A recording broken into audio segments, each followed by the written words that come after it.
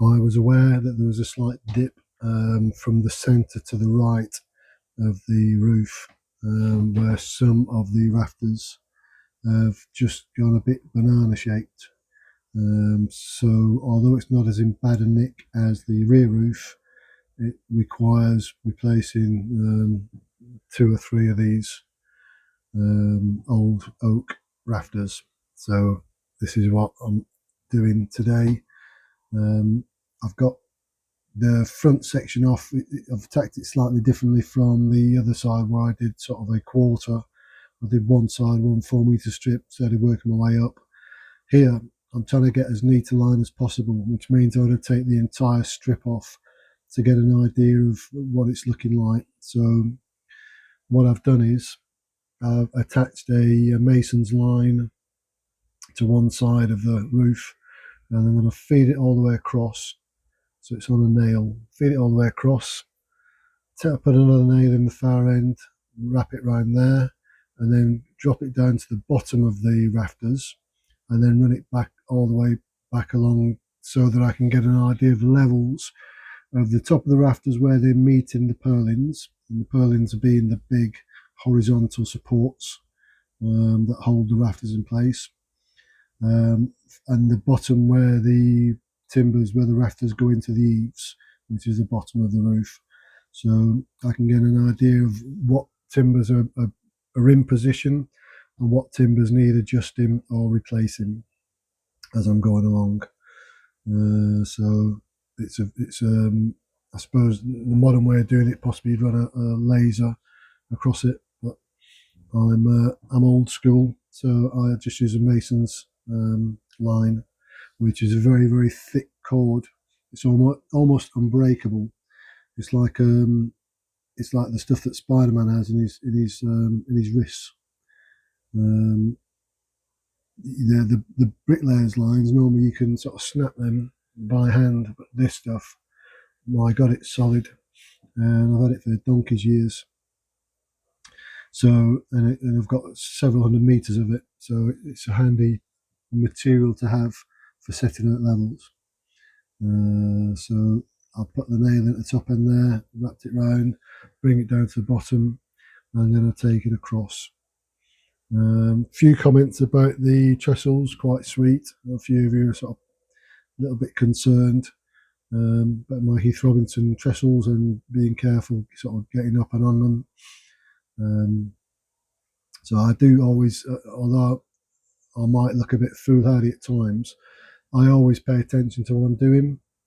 And this will play out particularly on this roof because it's quite a steep pitch. And I thought actually it would be easier than the rear roof because of the pitch, so that you could more or less stand up as you're working your way up the roof to put the membrane and the battens on. However, it hasn't worked that way. It's actually quite steep, and I think when the batten's in place, I will struggle to put my foot onto the batten because of the angle, because of the steepness of the rafter. On the rear roof, it was, I don't know what degree it would be, but say it was 40 degrees, the pitch. So it was fairly comfortable. And when I cut down, when I did my little stairway to heaven, that was sort of a 45-degree cut. And that's like fairly squarely and neatly in between the sets of two rafters, or sets of two batten rather. Here, I don't think I'm going to have enough access. I'll try with the steps I've got, but if not, I'll make some new steps, I think, which is already in the back of my mind anyway, because you need to be confident and you need to feel that when you're working on the roof, everything is secure. So you don't want to be worrying about, falling off something or slipping across something because there's not sufficient support for my size 10 boots, which is size 46 in French or in European sizing. So it's worthwhile spending a bit of time, like I did before. So I made the steps to go onto the roof at the rear, and I'll do exactly the same again on this one, just do a slightly different variation, and that way then I'll feel feel confident and secure when I'm on there, and that way you work safer. And should the time that you've lost making the steps, you should comfortably get back. In the fact that you can get up and down the roof much easier, and without any difficulty, and in full safety. So string lines on now, and what I'm doing is just trying to clean off the rafters. So obviously you'll have some of the old nail heads would still be on there, and they wouldn't have been galvanized nails at the time. They would have just been standard Y nails. So obviously they, over a period of years, they rusted away to practically nothing. So when you come to pull the batten off, the batten comes away, and often the nail heads just are left in, and then you can give them a quick clean up with a hammer. Either try and pull the head out, or just what I normally do is just scrape up and down, and you tend to find with the claw bit of the claw hammer that just takes off the excess, and then if there's anything left, it's sort of a little tiny bit sticking up, you can just tap it down with the hammer. So, and then I'll just run my gloved hand, loosely up and down, just to make sure that I don't feel anything, so that there's nothing going to be penetrating the membrane when it goes on. So also I need to strip the tiles off up to around about the height of the purlins, because if there are rafters that need replacing, they're going to run into at least the height of the purlin. Some of them run all the way up to the top, some are sort of 5-6 meters long, and some are joined on the purlins, which is what a purlin is effective at doing. So the purlins on the left hand side and the right hand side aren't exactly aligned, but they're more or less. There's not a lot of difference in it. There's probably 30 centimeters or a foot difference between the two. So I need to just make sure that when the tiles are off, and also it's sort of comfortable working height anyway, because I'm around about 6 foot tall, or 1.8 meters high, 1.82 meters high. So thankfully I can get the tiles off to over my sort of head height. And that's right about the height of the purlins anyway. So double checking all that, and then I think the neighbour at some stage, you might see me looking like I'm in a conversation with someone, which I am. The neighbour's just asking me how I'm getting on. I'm very friendly. I probably get asked about once or twice a day from various people. How am I getting on? How am I enjoying it? Am I going to do it all myself? Nobody believes I can do it all myself, because in France the trades tend to be very separated. So you won't find like bricklayers. Traditionally, the bricklayers will do brickwork, and they'll also do screeding, which is a strange combination. Local kids screaming in the background. And plombiers will do electrical works, but a lot of that's just to do with fitting gas connections and stuff, fitting boilers. So, but other than that, the trades are entirely separate, and they don't mix and match. So you wouldn't get like what you might call a jack of all trades or whatever. You will get a specific tradesman who does a specific thing. So on a job like this, you would need an electrician, a plumber, a carpenter, a roofer, amongst other things, plasterer. Whereas I will do, there you go. So I'm chatting away now. I'm telling the neighbour that it's like a banana. Some of the rafters like bananas. And then he's asking me how many bedrooms I'm looking to put in there. And so I've just gestured 3. And he's asking how am I going to get upstairs. So I'm explaining that I'm going to put a staircase in, which turns in 3 directions. So you start going up the steps, and then you've got a quarter turn, and then you continue up the side of the wall, and then you do a quarter turn again, so you're sort of returning back on yourself, and that should get you then up into the loft area or the new first floor. So I said to him, "So how many bedrooms have you got in yours? And he said, we've got two bedrooms and a bathroom. So I'm hoping to put 3 bedrooms in here and a showroom, which would be a handy addition. I always like to have at least some sort of toilet facilities on each floor. The house in Normandy, it was on 3 levels, and it had a toilet on each floor. So downstairs you had the toilet and basin, which came off the kitchen area, and then in the main area you had the showroom, and then in the upstairs by the bedrooms you had a bathroom, like a roll top bath. So I think it's always handy. If you're ever caught short in Michael's house, you're never too far away from the toilet. And there you go. So continue taking off these tiles, like I say, so I can get to the height of the rafters, and then if I need to replace, I can comfortably take off the rafter and then put a brand new one in its place. These ones are spaced slightly tighter together than the rear roof for whatever reason. So maybe they took more care. I don't know, because it's the front of the house that you see. I don't know. I'm merely speculating.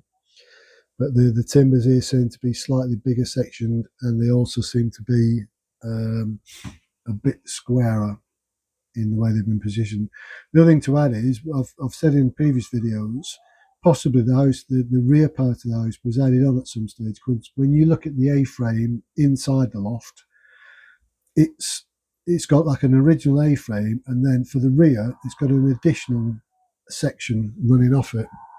So I feel that possibly they've taken off the rafters that were on the original house, and then when they've extended the rear area out, then they've used some of those rafters and obviously then replaced others because they would have needed slightly more, because the run is about an 8 metre drop, whereas here it's near a sort of 6 metres. Maybe it's just slightly more than 8 metres at the rear. So these are all theories in my head. There's nobody old enough, I think, there that would know. I think there's a guy that lives a few doors away that told me his grandmother used to live in this house. So if I come across him next time, I might ask him if he remembers when it was slightly smaller than it currently is. See what he says. So I think the tiles are more or less where they need to be now, and I'm just going to verify, I suppose, that there's no more nails and stuff stuck on the rafters, and then I'll have a quick look through the line and see what sort of gaps there are between where the line is and where it's meeting the timbers and where it isn't meeting the timbers. So where it isn't meeting the timbers is probably where I'm going to continue taking off the tiles again, so that I can access the top of the purlin. So that if that rafter is going to come out, it'll make it a lot easier if the batten's taken off as well. So that's that. Keep getting my foot stuck in the bottom line. The rafters nearest to that, there's a central divide in the house where I've taken down a partition wall, or a large wall, and that runs all the way upstairs as well. So the A-frame is in 3 parts. So you've got the A-frame either end of the house, and then there's an A-frame in the centre. And where the timbers are there by the centre of the house in the roof, they've quite tightly tight together. There's only sort of about 30-35 centimeters apart, so it makes it a bit awkward for me to sort of get in and out between them. Whereas if you got the standard, I think in the UK it's around about 16 inches or about 40 centimeters, the centres for your rafters. It gives you a little bit more play. You got a little bit of room to manoeuvre getting yourself in and out of these things. You might have noticed at the beginning of the video I was already caked in cobwebs and all sorts as I went to go up the ladder. At the end of this video, after the thank you bit, there'll be a very short video of 30 seconds of a whacking great spider I came across. So anybody that doesn't like spiders, you can comfortably watch this until the end, until it says thanks for watching, and then once that finishes, it will go on to this 30-second video of the spider from Mars, this black and great spider that, and I never kill spiders because I think they're incredibly useful. Um, I don't even know you can call them an insect, but they're an incredibly useful creature. They take care of lots of flies and stuff, and flies in this part of the world can be a problem because you're out in the country anyway, and lots of these houses you put like screens, you put fly screens on your windows through the summer months to stop the little pests from getting in. So I came across this large spider, and then I just sort of ushered him out of the way and let him get on and do his own thing. So this is one of the first rafters I've decided needs to be replaced. So I've cut through it. That's the bottom bit gone, and it's just a matter of levering it out from the top section. And generally, what the French do, they put like a 5 or 6 inch nail right the way through the centre of it to hold it to hook it into the rafter.